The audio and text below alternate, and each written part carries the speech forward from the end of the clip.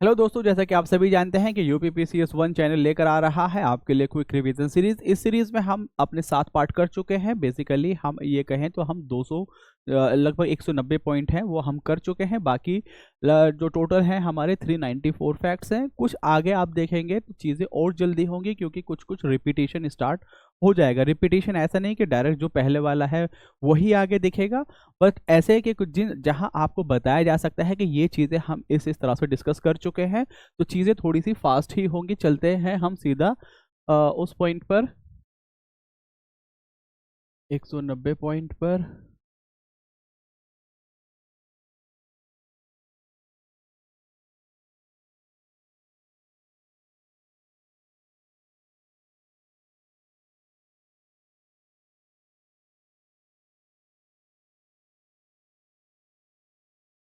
आगे जो है ना, बेसिकली अगर जैसे आप पेज देखें तो 70 पेज हो चुके हैं। तो आगे पॉइंट्स छोटे हैं, मतलब नंबर ऑफ पॉइंट्स ज़्यादा है, पॉइंट छोटे हैं। अब जैसे कि ये तो उस तरह से हम चलते हैं सीधा, बढ़ते हैं।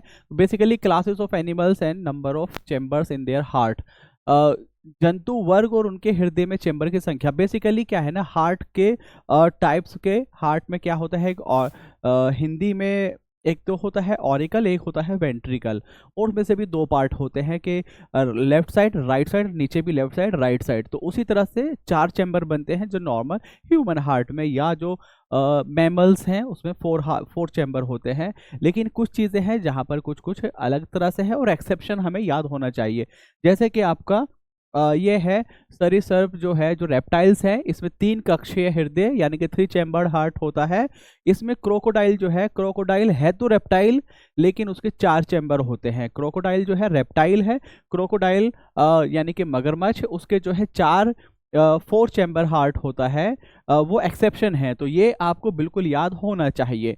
जो फिशेज हैं वो आपके 2 चैम्बर हार्ट है, बर्ड में 4 चैम्बर है, मैमल्स में भी 4 चैम्बर हार्ट है। एम्फीबियंस ये 3 चैम्बर। एम्फीबियंस बेसिकली वो है जो आपके ज़मीन पर भी रह सकते हैं, जो आपके पानी में भी रह सकते हैं। तो जो दोनों में मिक्स होते हैं वो होते हैं आपके एम्फीबियंस, या इन्हें कहें तो उभयचर। तो ये हमारा ए पॉइंट हो गया। अब चलते हैं हम इससे आगे। तो हार्ट चैम्बर में आपको हार्ट का ये देखना है चैम्बर में, और इसमें जो एक्सेप्शन है रेप्टाइल में क्रोकोडाइल यानी कि मगरमच्छ। रेप्टाइल में नॉर्मली 3 होते हैं, लेकिन मगरमच्छ में 4 होते हैं। ये कुछ इंपॉर्टेंट फैक्ट्स हैं related to cell in biology. जीव विज्ञान में कोशिका से संबंधित महत्वपूर्ण तथ्य। अब जो है ना, जैसे जो एक सेल होती है, सेल के चारों तरफ एक होती है सेल मेम्ब्रेन, और अगर उसी को हम प्लांट सेल कहें तो उसकी होती है एक सेल वॉल। तो उसके अंदर जो सेल होती है, कुछ ऑर्गेनेल्स होते हैं, जो उसके अंदर कंटेंट पाया जाता है उसको ऑर्गेनेल्स बोलते हैं, और जो लिक्विड होता है उसको साइटोप्लाज्म बोलते हैं। जो ऑर्गेनेल्स हैं उनके अलग अलग फंक्शन हैं, जैसे कि राइबोसोम्स है। राइबोसोम का काम क्या है? राइबोसोम आपका प्रोटीन सिंथेसिस या प्रोटीन फैक्ट्री, प्रोटीन सिंथेसिस में ये हेल्प करता है। क्लोरोप्लास्ट जो है ये किचन ऑफ द सेल, और क्लोरोप्लास्ट जो है वो एनिमल सेल में एब्सेंट होता है। इसी के अंदर होता है क्लोरोफिल, और क्लोरोफिल हेल्प करता है आपका फोटोसिंथेसिस में। माइटोकॉन्ड्रिया जो है इसको powerhouse of the cell कहते हैं, कोशिका का पावर हाउस। एक और चीज याद रखिए, आपका जो आपका डीएनए होता है, डीएनए होता है आपका न्यूक्लियस में। सेल होगी, जैसे मान लीजिए ये आपकी सेल है, सेल के अंदर सब बाकी सब ऑर्गेनल्स इधर उधर होंगे, ये न्यूक्लियस होगा। न्यूक्लियस के अंदर आपका होता है डीएनए। बेसिकली यहाँ क्रोमोसोम्स है, क्रोमोसोम का जो कंटेंट है वो है आपका जीन, जीन डीएनए। ठीक है। अब ये जो डीएनए है ये नॉर्मली आपका न्यूक्लियस के अंदर पाया जाता है, लेकिन न्यूक्लियस के बाहर जो आपका माइटोकॉन्ड्रिया है, माइटोकॉन्ड्रिया में भी डीएनए होता है, जिसको बोलते हैं माइटोकॉन्ड्रियल डीएनए। और इसी से रिलेटेड आप एक चीज बहुत ज्यादा जो न्यूज में अभी पढ़ रहे हैं वो है आपका 3 parent baby. 3 parent baby, baby का जो कॉन्सेप्ट है वो इससे रिलेटेड आप पढ़ेंगे कि किस तरह से 3 पेरेंट बेबी का जो कॉन्सेप्ट है वो किससे है, माइटोकॉन्ड्रिया से। माइटोकॉन्ड्रिया में अपना डीएनए भी होता है, जिसको बोलते हैं माइटोकॉन्ड्रियल डीएनए, एमटी डीएनए। ठीक। Suicidal bags of the lysosomes. Lysosome जो है ये भी जैसे मैंने बताया सेल के अंदर ऑर्गेनल्स है। अब सेल के अंदर कुछ चीज़ है जिसको डाइजेस्ट करना है, जिसको खत्म करना है, तो लाइसोसोम्स के पास जो है ना कुछ एंजाइम होते हैं, ये एंजाइम को प्रोड्यूस करता है, और वो एंजाइम उस चीज़ को खत्म करने में हेल्प करते हैं। लेकिन कई बार क्या होता है ना, ये इतने ज़्यादा एंजाइम प्रोड्यूस कर देगा ये खुद ही फट जाएगा, और ये जो फटेगा ना वो उस सेल को ही खत्म कर देगा। तो इसको suicidal bag of the cell भी कहते हैं। ये सेल को ही खत्म कर देता है, पूरी सेल को, lysosome. Discovery of the nucleus ये किसने की थी? रॉबर्ट ब्राउन ने। Discovery of the DNA Friedrich Miescher. अब जो है ना, यहाँ ये लास्ट वाला जो क्वेश्चन है, डीएनए की खोज की थी फ्रेडरिक मिशर ने, और डीएनए का double helical Watson and Crick. ये बहुत बार क्वेश्चन पूछा गया है, यहाँ कंफ्यूज कर सकता है। आपको दे दे डबल हेलिकल मॉडल ऑफ या discovery of DNA. Discovery of DNA में आपको दे दे Watson and Crick. Watson and Crick ने जो ये स्ट्रक्चर होता है ना डीएनए का, ये डबल हेलिकल स्ट्रक्चर, एक डबल हेलिकल जो स्ट्रक्चर है, ये दिया था आपका वाटसन एंड क्रिक ने। लेकिन डिस्कवरी ऑफ डीएनए जो की थी वो की थी आपके फ्रेडरिक मिशर ने। ठीक, अब इससे आगे चलते हैं। Important vocabulary related to economy. देखिए, मैं पहले भी आपसे बोल चुका हूं, इसमें से जो पॉइंट्स आपके मैं छुड़वा रहा हूं उनको मैं एक साथ करूंगा। इकोनॉमी वाली चीज अगर मैं एक साथ करूंगा तो मुझे ऐसा लगता है ज्यादा बेहतर रहेगा।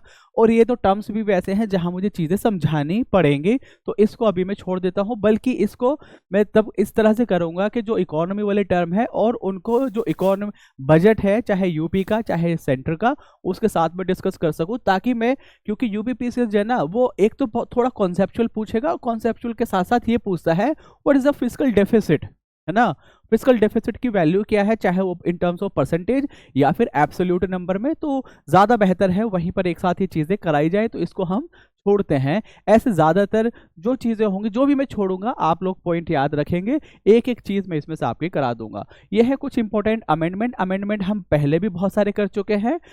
सारे के सारे आपको करने की, ऐसा नहीं है कि जैसे 106 अमेंडमेंट हुए हैं तो आपको 106 के 106 याद होने चाहिए। कुछ ऐसे हैं जो इंपॉर्टेंट है, इंपॉर्टेंट आपको याद होने चाहिए। कुछ इंपॉर्टेंट हम करा चुके हैं और कुछ आगे भी आते रहेंगे। जैसे कि 88th अमेंडमेंट है, ये मैं कहूंगा कि 88 जो है ना, इतना इंपॉर्टेंट नहीं है। आप एक बार इसको देख लीजिए। जो 80वां है, संघ और राज्य के बीच करों के बंटवारे के लिए एक वैकल्पिक योजना बनाई गई।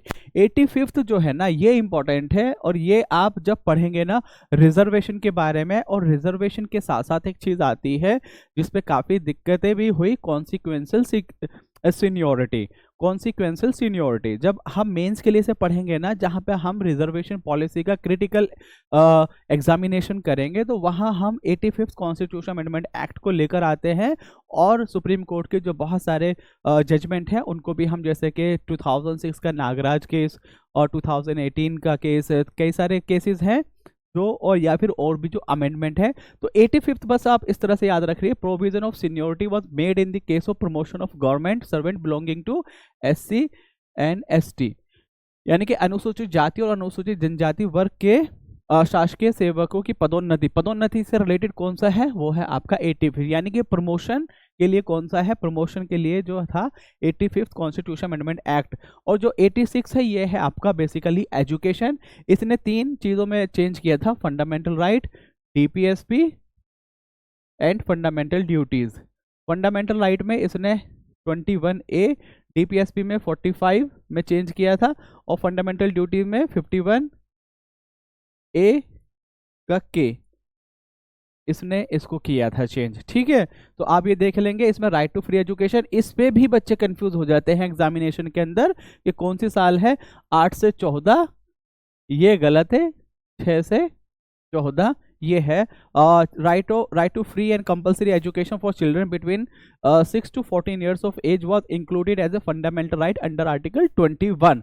तो इसमें तीनों चीजों में चेंज हुआ था, फंडामेंटल राइट में, DPSP में एंड फंडामेंटल ड्यूटीज में, तीनों में इसमें चेंज हुए थे 86 कॉन्स्टिट्यूशन अमेंडमेंट एक्ट के तहत। और 6 से 14 साल तक के बच्चों के लिए ये है। इससे जो नीचे वाले बच्चे हैं उनके लिए अभी भी कहाँ प्रोविजन है? वो प्रोविजन है आपका DPSP में। और नेशनल एजुकेशन पॉलिसी जो आई हमारी 2020 में, उसने भी जो इससे छोटे वाले हैं 0 to 6 वाले बच्चे जो हैं उसको उसने कवर किया है। 86 हो गया। अब है कैग अभी हाल फिलहाल इसलिए इंपॉर्टेंट हो जाता है, अभी गवर्नमेंट ने अपॉइंट किया है। नाम मैं आप बच्चों से पहले भी पूछ चुका हूं, आप में से कुछ बच्चों ने बताया भी था। अब इनके लिए जो है ना, कैग के लिए आपको क्या चीज याद रखनी है, कैग के लिए आपको याद होना चाहिए कि आर्टिकल क्या है, 148 है। अपॉइंटमेंट कौन करता है, प्रेसिडेंट कौन करता है। रिमूवल जो है, रिमूवल का प्रोसीजर सेम वही है, सेम एज सुप्रीम कोर्ट और हाई कोर्ट जज या फिर chief election commissioner. Chief election commissioner जो है उनके जैसा ही इनका ग्राउंड है। किसी भी हाउस में इनके जो रिमूवल का रेजोल्यूशन है किसी भी हाउस में इंट्रोड्यूस किया जा सकता है, ऐसा नहीं है कि किसी एक ही हाउस में इंट्रोड्यूस किया जा सकता है। और इसकी जो कंडीशन है जो आपको याद होनी चाहिए, 6 ईयर्स और 65 ईयर्स। ये ऐसा भी कर सकता है 5 ईयर्स है ना और 65 ईयर्स, ये देकर भी कंफ्यूज कर सकता है। तो इसकी जो सर्विस है इसका क्या मतलब है 6 ईयर्स और 65 ईयर्स, या तो जैसे आज मैंने ज्वाइन किया आज से लेके 6 साल, या मेरी उस तक मेरी 65 साल की उम्र हो जाए। तो अगर मेरी 65 साल की उम्र हो जाती है 2 ही साल बाद तो भी मुझे रिटायरमेंट लेना पड़ेगा। और मान लीजिए मैं 54 साल का हूँ और 54 साल के बाद मुझे अपॉइंट किया गया, तो 54 और 6 60 साल हो गए, 5 साल अभी भी बचे हुए हैं। तो सरकार चाहे तो मुझे रीअपॉइंट कर सकती है, लेकिन मुझे फिर मेरा टर्म खत्म हो जाएगा। 6 ईयर्स और 65 ईयर्स जो है वो इसका कंडीशन है। ये करता क्या है, काम क्या है इसका, audit of the receipts and expenditure of the union and each state and union territory. ये आपको कंफ्यूज कर सकता है कि कैग जो है वो स्टेट को, जो स्टेट के ऑडिटिंग नहीं करता है या यूनियन टेरिटरी की ऑडिटिंग नहीं करता है, ये बिल्कुल गलत है। वो आपके सेंटर का भी करेगा, स्टेट का भी करेगा, यूनियन टेरिटरी का भी करेगा। चलिए ठीक है, इसके आगे चलते हैं। इंपॉर्टेंट अमेंडमेंट देखिए, फिर आ गया इंपॉर्टेंट अमेंडमेंट। इसमें जो है 99th और 100, ये मैं वैसे आपको बहुत बार करा चुका हूं, फिर भी मैं एक बार बोल देता हूं। 97th अमेंडमेंट जो है उसने किसको क्या चीज चेंज की थी, आपका पार्ट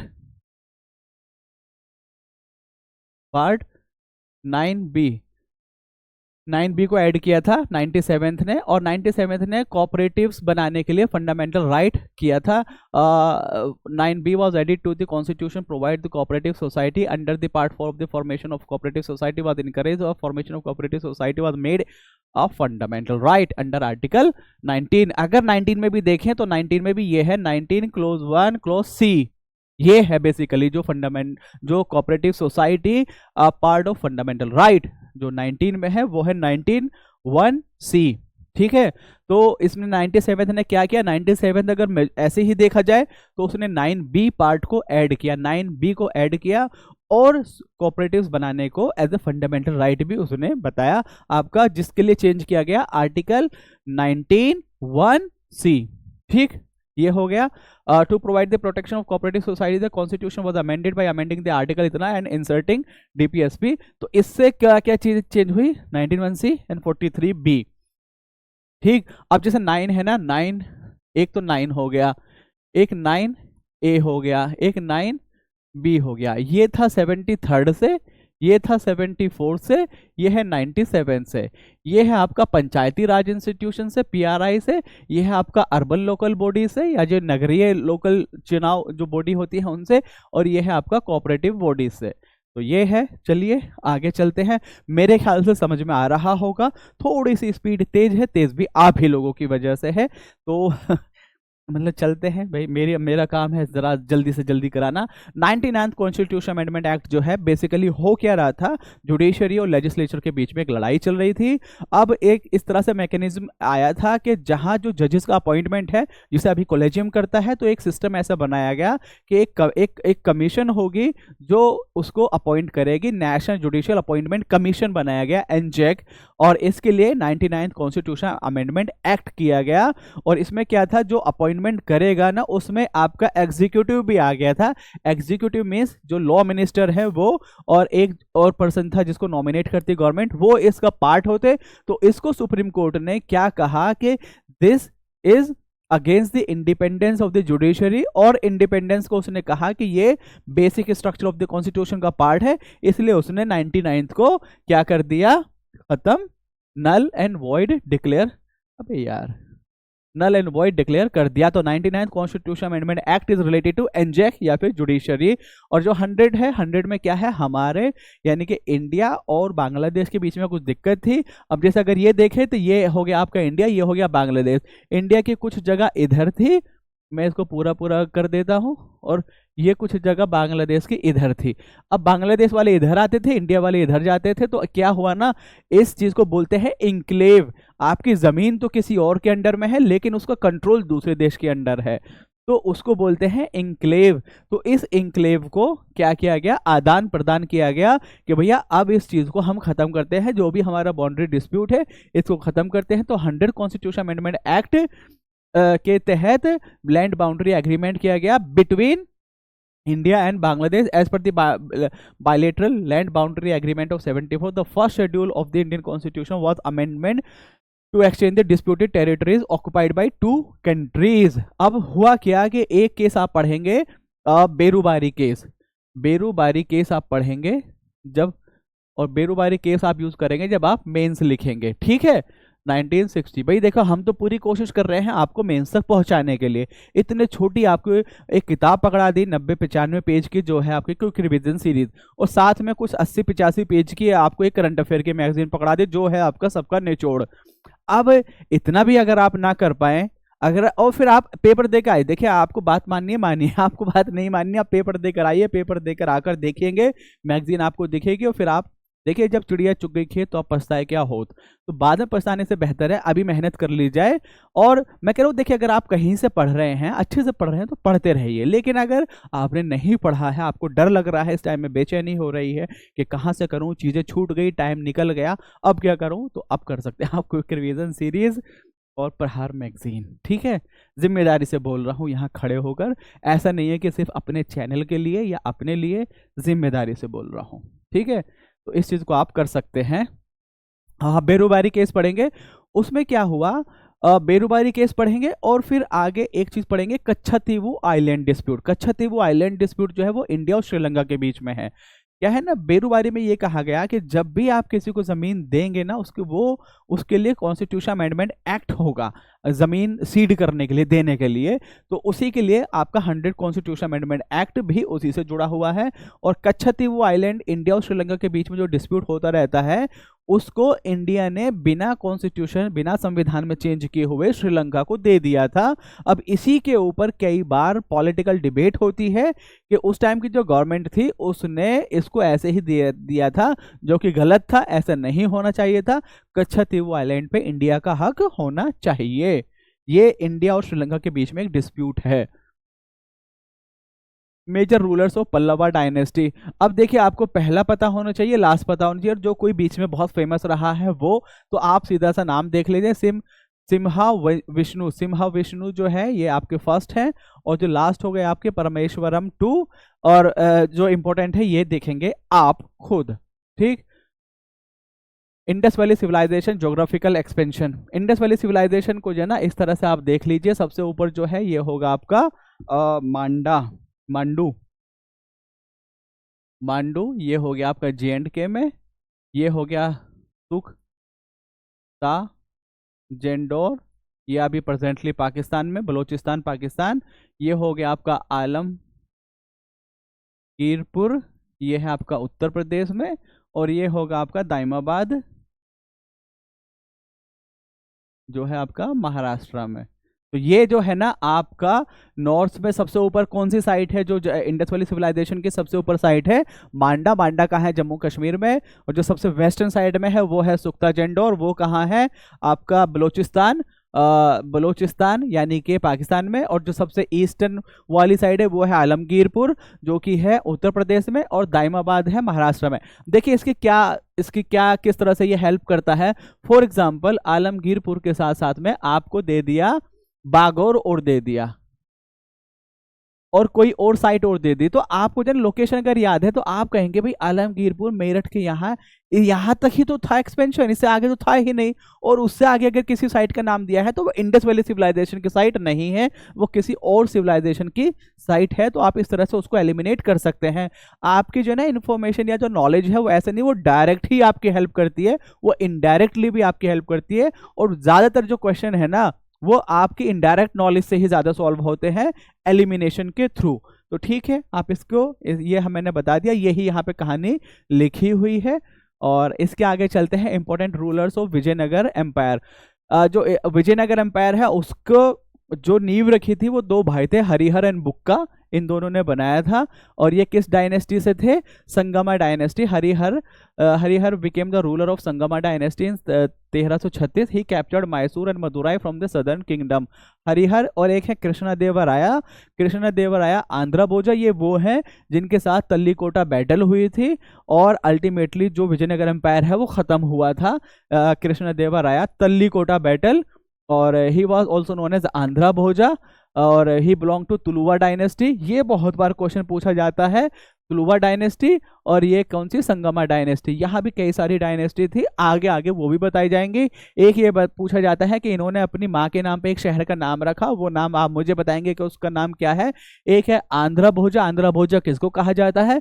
कृष्णदेवराया को कहा जाता है। अष्टदिग्गजास जो है, अष्टदिग्गजा वो किसका पार्ट, किसके कोर्ट का पार्ट थे? कृष्णदेवराय के। उसमें से एक बहुत फेमस थे जो तेनाली रामा है, वो भी वहीं के थे, अष्टदिग्गजा। और कृष्णदेवराया ने कुछ किताबें भी लिखी थी। आप एक किताब का नाम याद रख लेंगे, वो भी किताब का नाम आप मुझे बताएंगे। तेलुगु में लिखी थी, बहुत ही क्लासिकल किताब है। अब देखिए क्या है ना, यहाँ सारी चीजें मैं बोल दूं तो फिर भी कुछ चीजें ऐसी गुंजाइश रह जाती है कि आदमी कुछ चीजों को लाइटली ले ले। आप जैसे अगर उसको चीज को पढ़ेंगे, देखेंगे, या फिर हो सकता है जब आप ये वीडियो देख रहे हो आपको नहीं पता हो कि इसने कृष्णदेवराय ने अपनी माँ के नाम पे कौन सा शहर बसाया था, वो शहर आप गूगल करेंगे और तभी के तभी देख लेंगे, अपने नोट्स में ऐड कर लेंगे, और साथ ही साथ कौन सी किताब इन्होंने लिखी थी। ये दो चीज जैसे ही देखेंगे ना और आप अपने नोट्स में लिख लेंगे और वहां कमेंट कर देंगे यूट्यूब पर, तो आपकी वो एक जो है ना थोड़ी सी लॉन्ग टर्म वाली मेमोरी में वो चीज़ चली जाएगी। तो ये थोड़ा सा बस आपकी एक एक्सरसाइज कराई जाती है और मैं उम्मीद करता हूं कि आप इस एक्सरसाइज को ईमानदारी से करें। Administrative system of the Chola period, Chola प्राकालीन प्रशासनिक व्यवस्था। ऑल जो है responsible for implementing order of the king, जो था, जो ऑफिसर थे, जो ओल थे, ओले ओल, राजा के आदेशों को लागू कराने का दायित्व था इनका। एक थे पेरुनतरम। पेरुनतरम जो थे उच्च कोटि के अधिकारी थे, ये हाई रैंकिंग ऑफिशियल। तिरुनतरम वाइसरॉय, ये जो ना ये थोड़ा सा आप याद रख सकते हैं। वाइसरॉय आप समझेंगे कि वाइसरॉय तो होगा नहीं, वाइसरॉय तो ब्रिटिश के टाइम में था।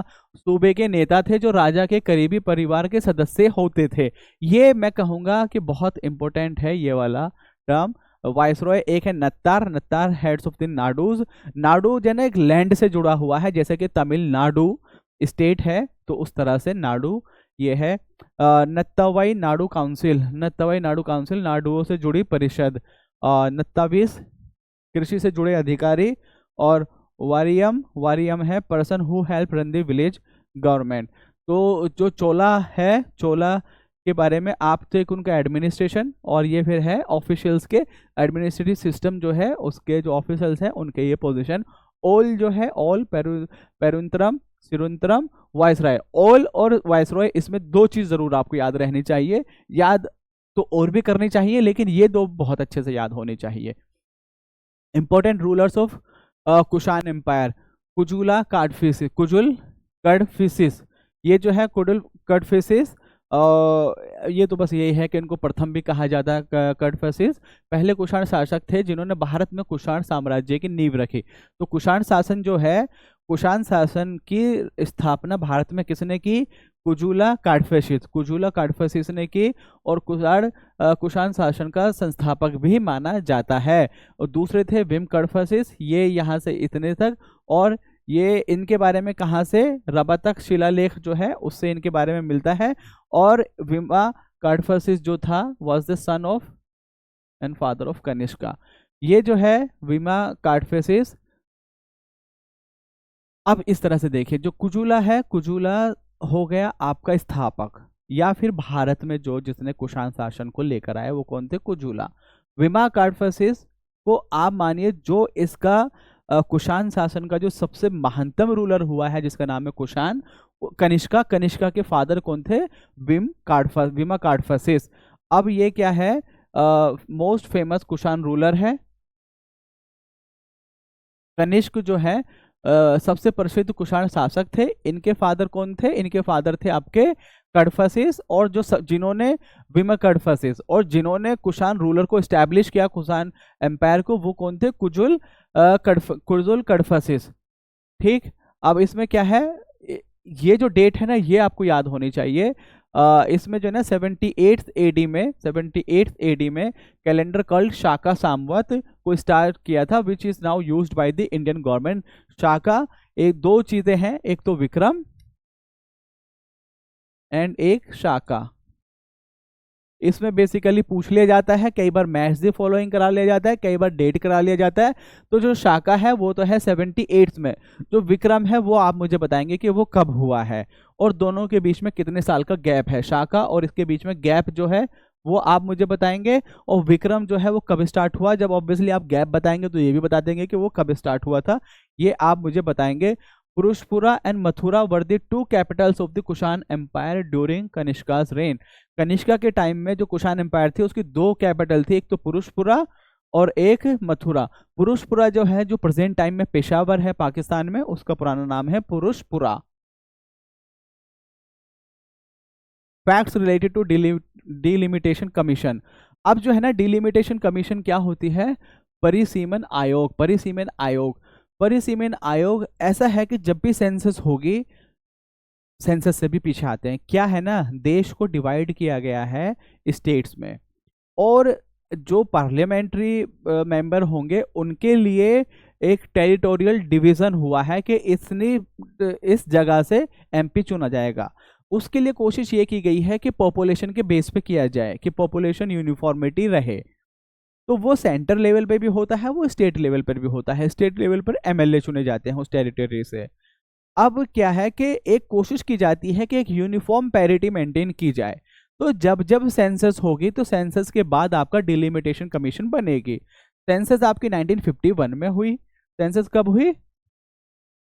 सेंसस हमारी हुई 1951, 1961, 71, 81, 91, 01 एंड 11, और अब ये वाली होने वाली है।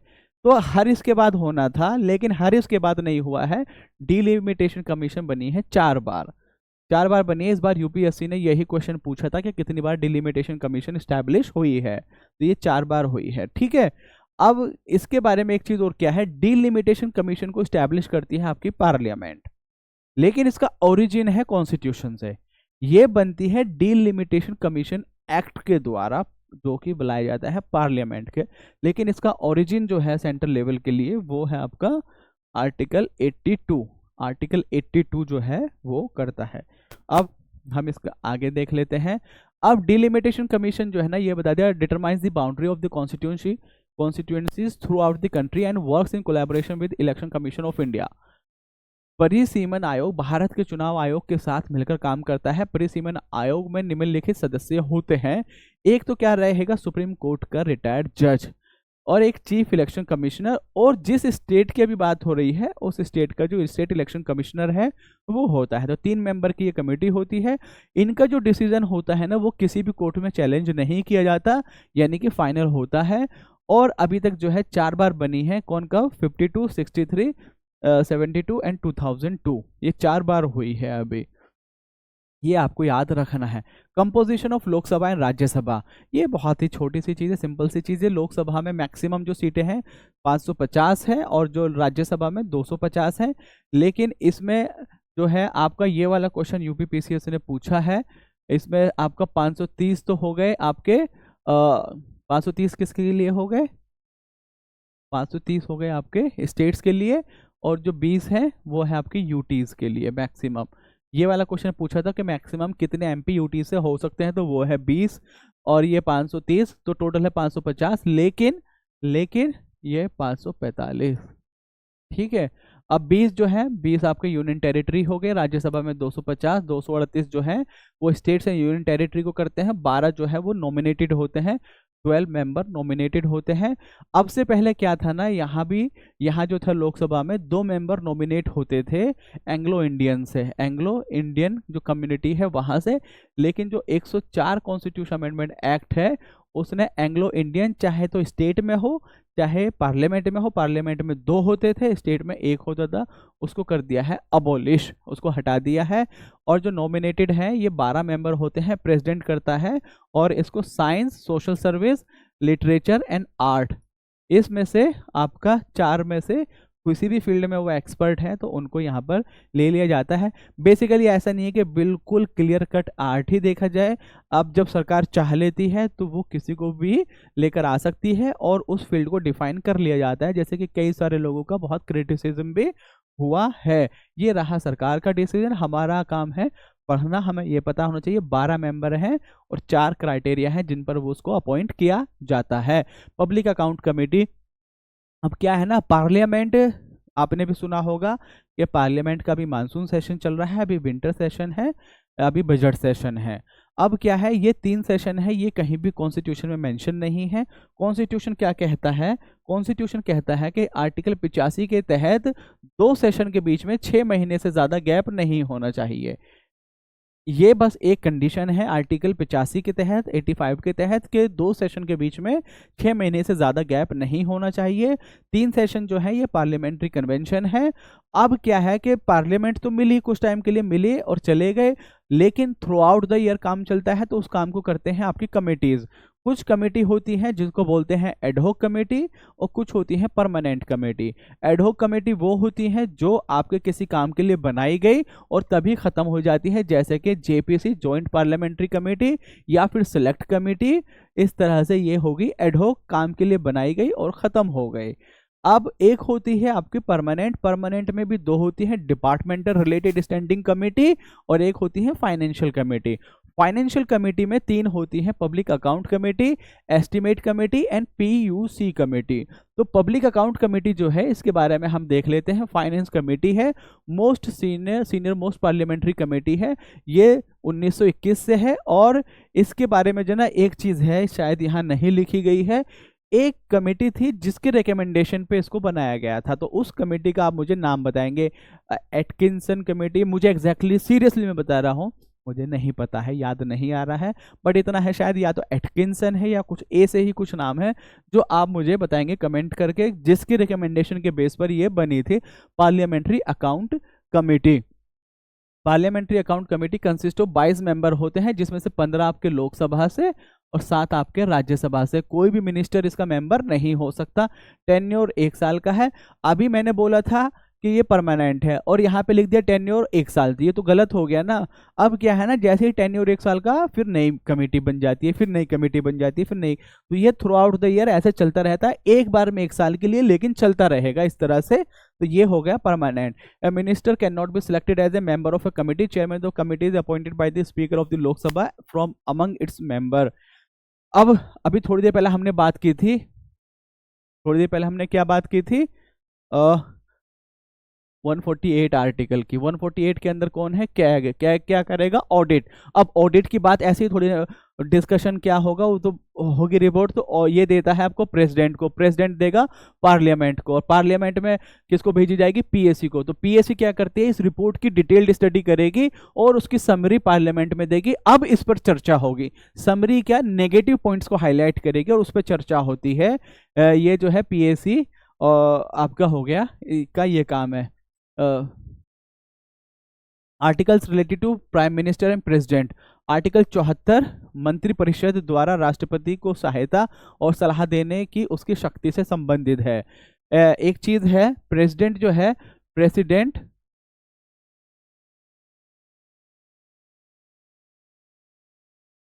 प्रेसिडेंट जो है ना, वो काम करता है according to the aid and advice given by the council of minister. Council of minister क्या होती है, पीएम प्लस अदर जो मिनिस्टर हैं जिनको वो बोलता है प्रेसिडेंट से अपॉइंट करने के लिए, काउंसिल ऑफ मिनिस्टर हो गए। तो प्रेसिडेंट जो है आर्टिकल 74 के तहत इसको करेगा, इनकी एड और एडवाइस से। अब ये सारे के सारे जो एग्जीक्यूटिव काम है वो होते हैं प्रेसिडेंट की निगरानी में, प्रेसिडेंट के अंडर। लेकिन प्रेसिडेंट अपने आप नहीं कर पाता है काम को, सिवाय कुछ कामों को जिनको बोलते हैं डिस्क्रिशनरी पावर। उसके अलावा इवन जो डिस्क्रिशनरी पावर है ना, वहाँ पे भी आपकी सरकार की ही मर्जी चलती है। बहुत कम ऐसा होता है कि प्रेसिडेंट अपनी डिस्क्रिशनरी पावर को यूज करे। अदरवाइज वो काम करते हैं सरकार के कहने पर ही, on the aid and advice of council of minister. ये हो गया आपका 74। 75 जो है, prime minister is appointed by the president. ठीक है, any executive action is said to be done in the name of the president, जो मैंने आपको ऊपर ऑलरेडी बता दिया। आर्टिकल 78 क्या कहता है? Prime minister inform the president of all the decision taken by council of minister. The president can also refer issues for consideration of the council of minister. ऐसा काउंसिल ऑफ मिनिस्टर ने कहा ये काम होगा, president कहेगा भाई ये काम तो नहीं हो रहा है, ऐसा नहीं, चलो आप इस तरह से कर लीजिए, या इस तरह से नहीं ऐसे कर लीजिए। वो कंसिडरेशन के लिए भेज सकता है, रिकंसिडरेशन के लिए, वो एक प्रोसीजर है। अदरवाइज प्रेसिडेंट साहब जो है वो मान जाते हैं आपके काउंसिल ऑफ मिनिस्टर की ही बात को। UP facts related to the attorney general. अब देखिए एक चीज़ क्या है ना, जो मैं आपको बता रहा हूँ वो बात ये है कि कुछ बच्चे पूछते हैं कमेंट करके ये पीडीएफ हमें कहाँ से मिलेगी। अब देखिए कोई पायरेसी ही करने लगे, कोई आपको बेचने लगे, कोई आपको फ्री में प्रोवाइड कराए, वो एक गलत चीज़ है। आपको ये पीडीएफ हमारे जो टेलीग्राम चैनल है आपको वहाँ से मिलेगी। पेड ग्रुप है, 399 का कोर्स है, आप उसको ले सकते हैं, जिसमें सिर्फ ना आपको ये मैगजीन मिलेगी बल्कि और भी बहुत सारी चीज़ें मिलेंगी, जैसे कि 20 टेस्ट हो गए, आपके बाइलिंगुअल टेस्ट मिलेंगे, आपको 12 साल के जो previous year question UP PCS के, आपका आरओ के, ये सब बहुत ही अच्छे तरीके से सोल्व कराए गए हैं ये सब आपको। और फिर करंट अफेयर की क्विज जो है वो भी आपको मिलेगी, हिंदी और इंग्लिश दोनों में। तो इधर उधर पूछने से बेहतर है सीधा टेलीग्राम चैनल हमारा जो ग्रुप है उसको ज्वाइन कीजिए, पे कीजिए, और फिर बिना टेंशन के आप पढ़िए। अटॉर्नी जनरल जो है महा न्यायवादी से संबंधित तथ्य है। अब जो महान्यायवादी जो है अटॉर्नी जनरल, ये होते हैं chief law officer of the government. जो गवर्नमेंट को लॉ के रिगार्डिंग जो भी सलाह चाहिए, कानूनी सलाह चाहिए, जो highest law officer of the land है वो होते हैं आपके अटॉर्नी जनरल। फिलहाल जो कौन है उनका आप मुझे नाम बताएंगे कि करंटली कौन है। अब इनका जो है ये आर्टिकल 76 के तहत है। अपॉइंटमेंट कौन करते हैं? प्रेसिडेंट। और इनका जो टर्म है ना वो फिक्स नहीं है, no fix term, no fix term. ये एक चीज है जिसको बोलते हैं प्लेजर ऑफ द प्रेसिडेंट। इस पर इनका अपॉइंटमेंट रहता है जब तक, यानी कि प्रेसिडेंट जब तक खुश है तो तब तक ये रहेंगे ऑफिस में। प्रेसिडेंट को जिस दिन बुरा लगा, अब ये तो कहने की बात है, अदरवाइज डॉक्ट्रिन ऑफ प्लेजर ही है। और ऐसा है कि मान लीजिए अगर बीच में सरकार गिर गई, मान लीजिए बीच में गिर गई, तो अटॉर्नी जनरल भी बीच में ही रिजाइन कर देंगे। ऐसा कोई फिक्स नहीं है लेकिन वो कर देंगे, क्योंकि जनरली क्या है ना, गवर्नमेंट अपनी मर्जी से ही इनको लेकर आती है अपने लिए। तो ये हो गया, फिक्स जो है वो नहीं है। Removal procedure, removal are not stated in the constitution. Hold the office during the pleasure of the president, can be remove by the president at any time. हाँ, तो प्लेजर को कौन बोलते हैं? वह राष्ट्रपति के प्रसाद पर्यंत पद धारण करता है। डॉक्ट्रिन ऑफ प्लेजर है, राष्ट्रपति द्वारा किसी भी समय हटाया जा सकता है। कर्तव्य क्या है? गवर्नमेंट के बिहाफ पर काम करेंगे और जहां भी उनको जरूरत होगी वहां सलाह देंगे। और ये किसी भी देश के किसी भी कोर्ट में जाके खड़े हो सकते हैं, एक चीज। दूसरा ये कि ये पार्लियामेंट की प्रोसीडिंग्स में भी पार्ट ले सकते हैं, किसी भी कमेटी का पार्ट बन सकते हैं, बट बिना वोटिंग राइट के। और एक चीज और जो इनके बारे में फेमस है, ये ड्यूटीज हो गया, फंक्शन हो गया, आर्टिकल 76। क्या अटॉर्नी जनरल प्राइवेट प्रैक्टिस कर सकते हैं? जब वो सरकार ने उनको ले लिया तो क्या वो प्राइवेट प्रैक्टिस कर सकते हैं? यस। क्या है? यस। लेकिन किसी भी ऐसे केस में प्रैक्टिस नहीं करेंगे जहां दूसरी पार्टी जो है वो सरकार है, सरकार के अगेंस्ट नहीं होंगे। ठीक है, तो प्राइवेट प्रैक्टिस पे इनकी पर रोक टोक नहीं है। Important facts about the solar system, ये कुछ जो है सोलर सिस्टम के बारे में कुछ इंपॉर्टेंट फैक्ट है। सबसे जो चमकदार है वो है शुक्र, वीनस। और जो सबसे अर्थ का जो जिसको ट्विन सिस्टर बोलते हैं, ट्विन ऑफ द अर्थ, वो भी वीनस है। Rotates in the opposite direction, वो भी वीनस यानी कि शुक्र है। और यार देखिए ये जनाब, ये आप देखेंगे अब मैं इतनी सारी चीज़ें, लेकिन सबसे जो ज़्यादा आपका जो चीज़ें हैं वो वीनस यानी कि शुक्र से ही जुड़ी हुई हैं। सबसे ज़्यादा चमकदार भी है, सबसे गर्म भी है, और फिर आपका अर्थ का ट्विन भी कहते हैं। और फिर आपका क्या है, इसके पास कोई सैटेलाइट भी नहीं है, और इसका सबसे लंबा दिन है। तो ये जो है ना बड़ी ही बहुत छोटी सी चीज़ है, लेकिन चलो मैं बोल ही देता हूँ। पृथ्वी से देखे जाने वाला सबसे चमकदार ग्रह है। सबसे चमकदार ग्रह कौन सा है? चमकदार, सबसे चमकदार है शुक्र। और पृथ्वी का जो जुड़वा है, देखो बस ऐसे है, देखिए आप ऐसे देखिए, वहां से तो देखेंगे ही। Brightest twin twin twin sister ही बोल दीजिए, ट्विन ऑफ अर्थ, ठीक है। हॉटेस्ट, लॉन्गेस्ट डे कितने दिन का होता है, अर्थ के कितने दिन के बराबर, 243 days of earth.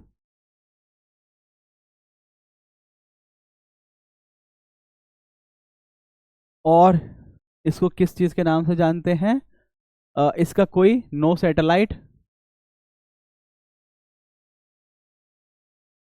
No satellite, ठीक है। और इवनिंग स्टार और मॉर्निंग स्टार भी बोलते हैं इसको।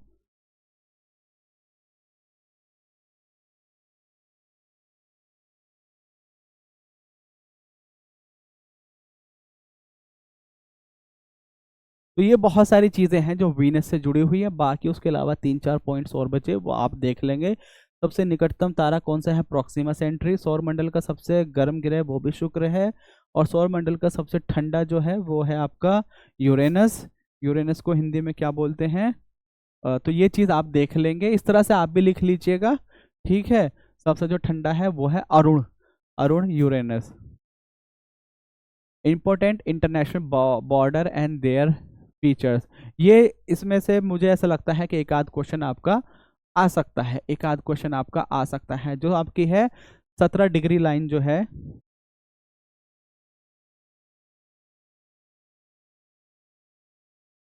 इम्पोर्टेंट, ये हो गया आपका important international border, border lines and their features.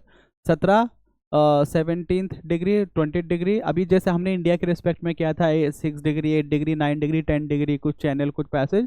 तो ये है आपका जो 17 है, वो है आपका दक्षिण वियतनाम और उत्तर वियतनाम के। 1954 में ये बना था, लेकिन फिर क्या हुआ, वियतनाम दोनों जुड़ गए, तो 17 का अभी बेसिकली कुछ महत्व है नहीं। उसके बाद है 20, जो 20 है ये सूडान और लीबिया के बीच की सीमा को चिन्हित करता है। It marks the border between the Sudan and Libya. इसके बाद जो 22 डिग्री है, ये आपका सूडान और इजिप्ट। देखिए ये इंपॉर्टेंट है, अब ऐसा नहीं है कि हर डिग्री लाइन, हर ही लाइन आपके लिए इंपॉर्टेंट है, कुछ जो इंपॉर्टेंट है वो मैं आपको बताता हुआ चलूंगा। जो 25 है, इट मार्क्स द नदर मोस्ट पास्ट ऑफ द मालिम, और ये बिल्कुल भी इंपॉर्टेंट नहीं है। 31 जो है, marks the border between Iraq and Iran. ये थोड़ा सा इंपॉर्टेंट है क्योंकि ईरान बहुत ज़्यादा न्यूज़ में रहा है, तो हो सकता है वहां पर पूछ लिया जाए। अब एक लाइन है, वो सिर्फ इराक ईरान के बीच में तो है नहीं, तो और भी के बीच में है। अब यहाँ स्नेस का नाम लिख दिया है, स्टेट्स का नाम। अब ऐसे स्टेट्स का ही नाम लिखना है तो भैया दुनिया भर के नाम हो जाएंगे फिर तो ऐसे, तो इसको छोड़ते हैं, हम 31 डिग्री पैरेलल को देखते हैं ईरान और इराक के बीच में। ये थोड़ा सा इंपॉर्टेंट है। 17 इंपॉर्टेंट है, 31 इंपॉर्टेंट है। 38 जो है ये इंपॉर्टेंट था अब से कुछ साल पहले, जब किम जोंग उन टू और ट्रंप के बीच में, प्रेसिडेंट ट्रंप के बीच में जब मीटिंग हुई थी, तो यहाँ बेसिकली क्या है, नॉर्थ कोरिया और साउथ कोरिया के बीच में जब मुलाकात हुई थी, तो ये तब बहुत इंपॉर्टेंट था और शायद इससे रिलेटेड कोई क्वेश्चन पूछा भी गया था, हो सकता है आगे भी पूछ लिया जाए, और ये इंपॉर्टेंट भी है, थोड़ा सा इंपॉर्टेंट है। 38 डिग्री। और जो 49th है, ये आपके अमेरिका और कनाडा के बीच में बॉर्डर बनाता है। डूरेंट लाइन जो है इंडिया अफगानिस्तान के बीच में थी, इंडिया और अफगानिस्तान की, क्योंकि ये हुई थी 1893 में। ये देखो, अब यहाँ बात हो रही है तो कर लेते हैं। Durand McMahon and Radcliffe,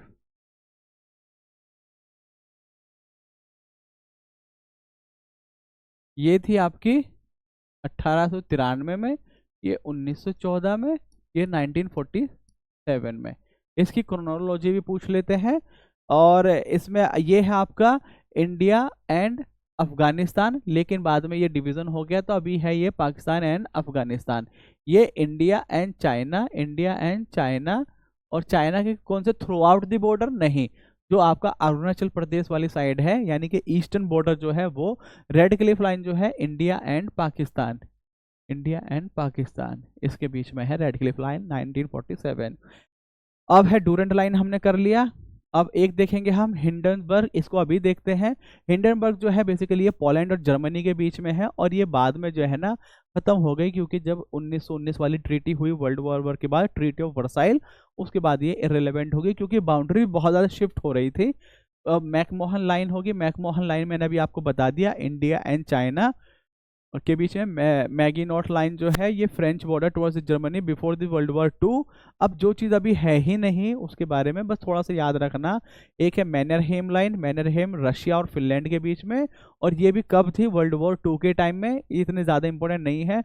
ऑर्डरनेस line जो है पोलैंड और जर्मनी के बीच में है, it demarcates the Polish German border according to the Potsdam conference which was ratified by unified Germany 1990। Radcliffe में बता चुका हूँ, सीज पर जो सिगफ्राइड जो है जर्मनी, फ्रांस और जर्मनी प्रथम विश्व युद्ध के दौरान पश्चिमी मोर्चे पर हिंडनबर्ग रक्षात्मक रेखा का विस्तार, जो पहले उनके बीच में थी उसका ये विस्तार है। ब्लू लाइन जो है ये बहुत इंपॉर्टेंट है, जितनी भी है ना सबसे ज़्यादा इंपॉर्टेंट है ब्लू लाइन। लेबनान और इसराइल के बीच में संयुक्त राष्ट्र द्वारा लेबनान और इसराइल के बीच सीमा निर्धारण स्थापित किया गया था, ये कौन से, ब्लू लाइन। अब ये है green line and UN buffer zone, ये है आपकी साइप्रस और टर्की के बीच में, साइप्रस और तुर्की अब जो है ना टर्की नहीं तुर्की हो गया है।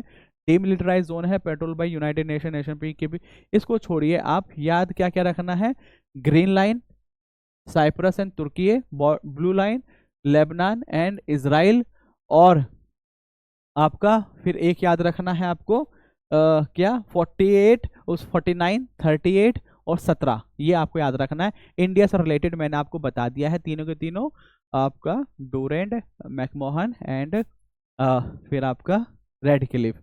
लेकिन डूरेंट जो है वो इंडिया के साथ नहीं है, पाकिस्तान के साथ है। शेयर्स बॉर्डर ब्लैक सी जो है, ब्लैक सी 6 कंट्री से करता है, और इसको आप इस तरह से देखिए, आपकी भी कुछ ट्रिक हो सकती है, GURR गुरबत, जी से जॉर्जिया, यू से यूक्रेन, आर से रशिया, आर से रोमानिया, बी यू से बुल्गारिया, टी से तुर्की है।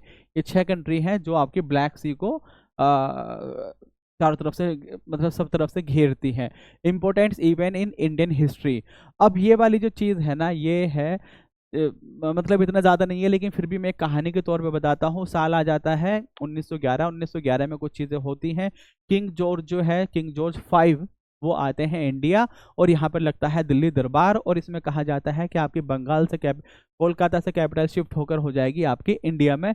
Start of air first air mail in India and world from, ये इतना छोड़िए।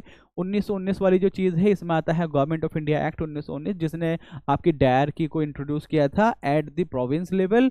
डायरकी को हिंदी में क्या कहेंगे, द्वारा द्विशासन। इसको जो है ना इस वाले चीज़ों को आप छोड़ ही दीजिए, ये मैं आपको एक साथ, ये जो है ना इतना ज़्यादा इसका नहीं है समझाने का, इसको आप ही देखें तो ज़्यादा बेहतर है, और इसमें टाइम जाएगा अच्छा खासा। जो चीज़ समझाने की है वो मेजर स्टेट्स जो है, स्टेट्स में आपको ज़्यादातर मैं बता चुका हूँ, फिर भी हम आगे चलते हैं। जो बोस स्ट्रेट है ये तस्मान सी और साउथ चाइना सी को कनेक्ट करता है। जो आपका है बोस जल संधि जो है तस्मान सागर और दक्षिण सागर को जोड़ती है। साउथ चाइना, दक्षिण सागर नहीं होना चाहिए यहाँ पर, South China, Tasman sea and South China sea को करता है। सुंडा जो है ये आपका जावा सी और इंडियन महासागर को जोड़ता है, इंडियन ओशन को। टोकारा जो है, टोकरा, ये आपका पूर्वी चीन सागर, ईस्ट चाइना सी और पैसिफिक ओशन, प्रशांत महासागर को जोड़ती है। युकाटन, ये इंपॉर्टेंट है, युकाटन इंपॉर्टेंट है, गल्फ ऑफ मैक्सिको, मैक्सिको की खाड़ी एंड कैरेबियन। ये इसलिए इंपॉर्टेंट हो जाता है क्योंकि अभी हाल फिलहाल यूएस में इलेक्शन हुए हैं, और उस इलेक्शन का एक बहुत बड़ा मुद्दा है आपका मैक्सिको से जो लोग इलीगल इमिग्रेशन होता है वो। तो जब कहीं पे ऐसी कोई बड़ी चीज़ें होती है ना तो उसकी ज्योग्राफी जो है आसपास की वो इंपॉर्टेंट हो जाती है। इसी तरह से आपका ये वाला एरिया बहुत इंपॉर्टेंट है जो आपका रशिया, हाँ रशिया यूक्रेन वाला, ये भी पूछा गया है। और आपका एक इजराइल और पैलेस्टाइन वाला जो है ये वाला एरिया बहुत इंपॉर्टेंट हो जाता है। और जैसे कि अभी हमने देखा भी ब्लू लाइन जो इजराइल लेबनान, तो ये जो है पूरा गोलन हाइट बोल दीजिए या अरेबियन पेनिनसुला, यहाँ ये वाला एरिया बहुत इंपॉर्टेंट आपके लिए हो जाता है। एक है ओरेंटो स्ट्रेट, ओरेंटो जो है ये एड्रियाटिक सी और आयोनियन सी के बीच में है, आयोनियन सागर को जोड़ती है। आपका स्टेट ही बोस स्टेट, सुंडा स्टेट, टोकारा, युकाटन और ओरेंटो। आपको युकाटन आपको याद रखना है, युकाटन। सुंडा तो हम पहले भी कर चुके हैं, बोस भी। युकाटन आपको याद रखना है। नॉर्थ चैनल सी जो है ये आपकी कनेक्ट करती है आयरिस आयरिस सागर को अटलांटिक महासागर से जोड़ती है। हॉर्मुज इंपॉर्टेंट है यहाँ पर। हॉर्मुज क्यों इंपॉर्टेंट है? इसराइल अभी यूएस और ईरान, नहीं यूएस नहीं, इसराइल और ईरान। तो क्या है ना, ईरान के पास जो पर्शियन खाड़ी है, पर्शियन जो गल्फ पर्शिया है, वहां से इंडियन ओशन को जोड़ने के लिए जो एक जगह है जिसका नाम है स्ट्रेट ऑफ हॉर्मुज। ये तेल के बहुत बड़े कुएं हैं यहाँ पर, और ये स्ट्रेट जो है यहाँ कंट्रोल किया जा सकता है ट्रैफिक को। तो स्ट्रेट ऑफ हॉर्मुज जो है वो एक इम्पोर्टेंट हो जाता है। It connect Persian gulf with the gulf of Oman. एक है टॉरस। अब ऐसा नहीं कि हर चीज ही आपको याद होनी चाहिए, कुछ कुछ चीजें याद होनी चाहिए। टॉरस देख लीजिए। डार्डेनिलीज जो है, डार्डेनिलीज और बॉस्फोरस, ये आपका थोड़ा रशिया से आप जब आएंगे, अगर आपको आना है अटलांटिक ओशन, तो किस तरह से आप आएंगे? तो sea of Azov, sea of Azov से आपका ब्लैक सी, ब्लैक सी से आपका सी ऑफ मरमरा, फिर आपका नीचे एजियन सी, एजियन सी से मेडिटेरियन, मेडिटेरियन से अटलांटिक। तो वहीं पर आपका डार्डेनलीज जो है मरमरा को करेगा एजियन सी से, बॉस्फोरस कनेक्ट करेगा ब्लैक सी को to the sea of Marmara. और मकासर, मकासर जो है जावा सी एंड सेलेब सी, ये इतना इंपॉर्टेंट नहीं है। बाबल मंडप जो है ये काफी इंपॉर्टेंट है। बाबल मंडप, बाबल मंडप इसलिए इंपॉर्टेंट है क्योंकि अभी आपने हाल फिलहाल सुना होगा कि यमन में एक ग्रुप है हाउथी, यमन में एक रेबल ग्रुप है हाउथी।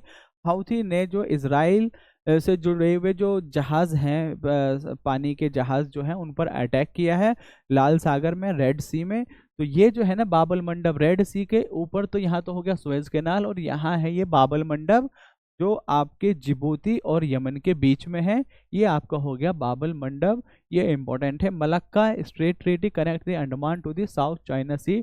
लुजोन जो है connect the South China and Philippine sea. Bering strait connects the Bering sea and Chukchi sea. Chukchi sea आपको डायरेक्ट भी पूछ लिया जा सकता है कि चुकची सी कहाँ पर है, कैसे है, तो ये आपका रशिया का पार्ट है, आप इसको देख सकते हैं। Davis Strait, Denmark straight, Dover straight. Dover थोड़ा सा इंपॉर्टेंट है यहाँ पे, इंग्लिश चैनल को नॉर्थ सी से कनेक्ट करता है।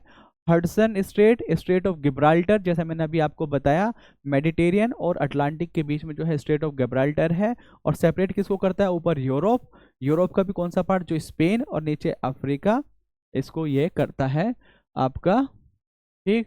Straight of Gibraltar. एक है Korea strait, connect the sea of Japan and east China sea. Strait of Magellan connect the Pacific sea and the south Atlantic ocean. इसके लिए जो ना, जैसे मान लीजिए अभी हमने इतने सारे स्टेट किए हैं, आपको थोड़ी सी कंफ्यूजन कुछ होगी स्टेट्स के ऊपर। जो ना हमने क्विक रिवीजन सीरीज की जो पहले हम करा रहे थे वीडियो, वहाँ मैप के साथ कराया है, तो आप एक बार वहाँ पर भी उसको देख सकते हैं। क्विक रिवीजन सीरीज की जो पहली वीडियो है वो आपकी मैप के साथ थी, तो वहाँ पर आप देखेंगे और ज़्यादा चीज़ें क्लियर हो जाएंगी। इंपॉर्टेंट टैक्स रिफॉर्म कमिटीज़, एक है आपकी अधिया कमेटी। अधिया कमेटी जो है 2016 में बनी है। अधिया कमेटी कब बनी है? 2016 में। पूरे देश में एक समान कर प्रणाली, जो जीएसटी, उसको मतलब लागू करना, अप्रत्यक्ष करों को सरल बनाना और एकल ढांचा लागू करना। और ये इससे जुड़ा था अधिया committee, simplifying indirect taxes and introducing a single tax structure.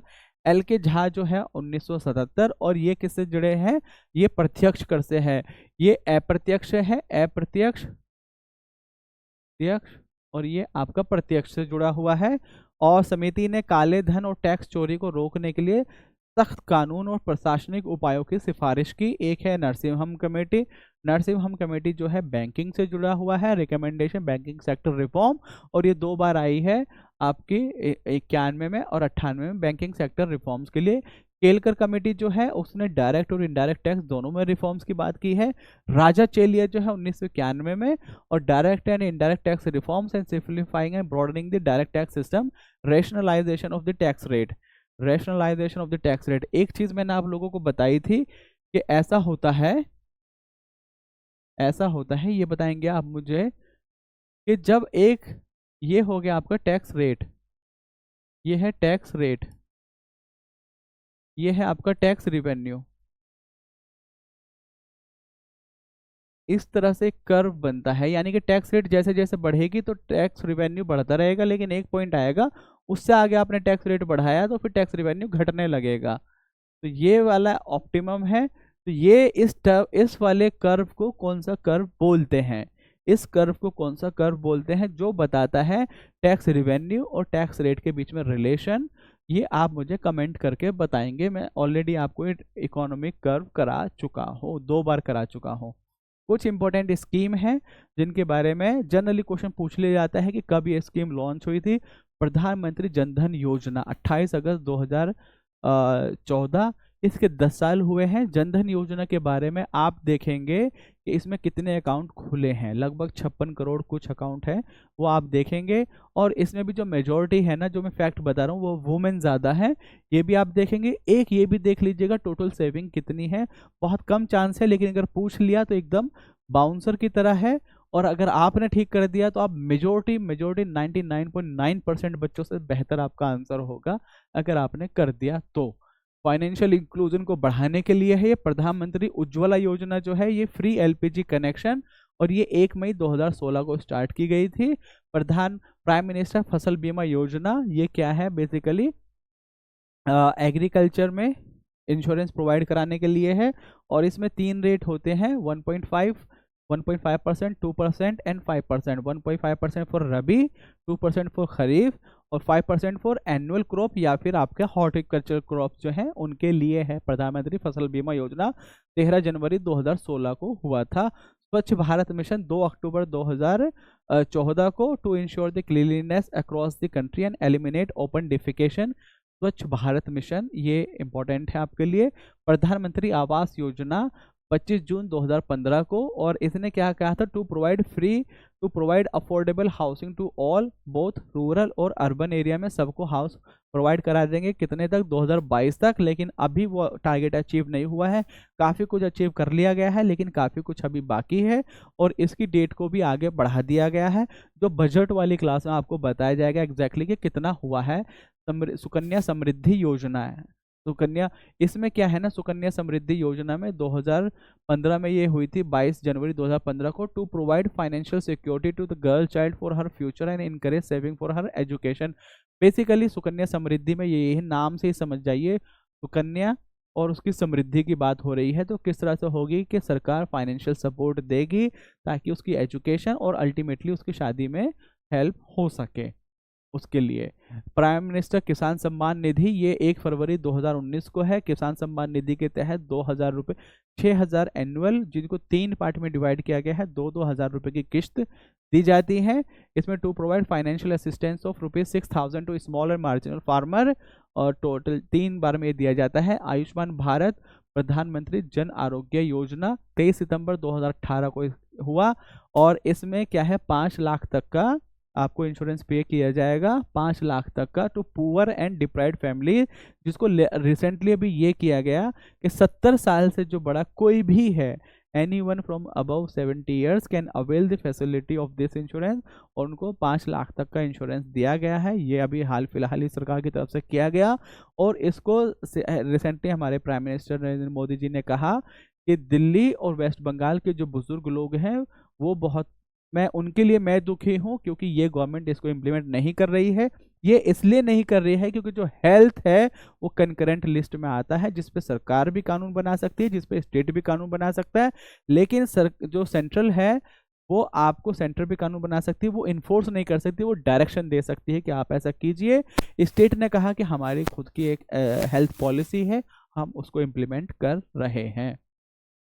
Make in India 25 सितंबर 2014 को, to make India a global manufacturing hub and increase the employment opportunity, Pradhanmantri Mudra scheme, इसमें क्या है, फाइनेंशियल असिस्टेंट प्रोवाइड कराना था टू स्मॉल बिजनेसेस, और इसमें तरुण किशोर मतलब 3 टाइप के इसमें लोन थे वो प्रोवाइड कराने थे, और इसमें एग्रीकल्चर को लोन नहीं प्रोवाइड कराना है, एग्रीकल्चर को नहीं कराना है, to provide financial assistance to small businesses.